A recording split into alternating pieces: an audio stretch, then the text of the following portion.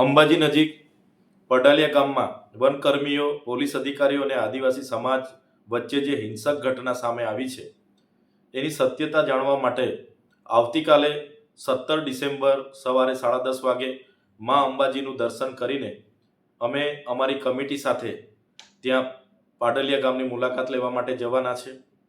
જે સવાલો એ ઘટના થકી ઉપસ્થિત થયા છે એની મૂળમાં જઈને એની સત્ય હકીકત શું છે એ જાણવાના અમે પ્રયાસો કરીશું.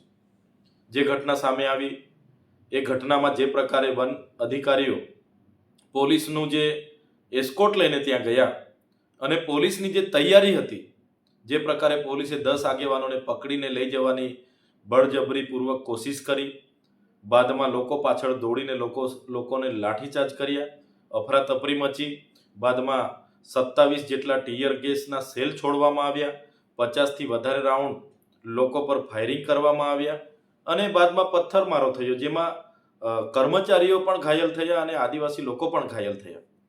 તો આ સમગ્ર ઘટનામાં જે પ્રકારે કાનૂની પ્રક્રિયા થઈ છે એમાં એક તરફા એફઆઈઆર થઈ છે, આદિવાસીના આગેવાનો 27 જેટલા લોકોના નામજોગ અને 500 લોકોના ટોળા પર ફરિયાદ થઈ છે. તો શું આ હિંસા ભડકાવવાનું મૂળ કારણ શું છે? કોના સૂચનાથી પોલીસ તૈયારીમાં આવી અને આ હિંસા ભડકી? એ તમામ બાબતોની સ્થળ પર જઈને અમે ચકાસણી કરીશું.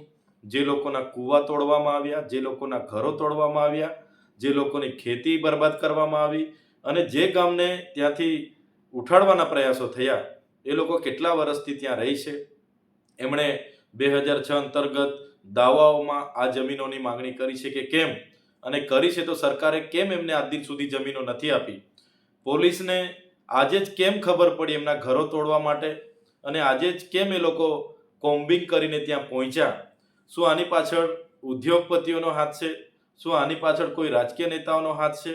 કે આ જમીનો પાછળ કોની નજર છે?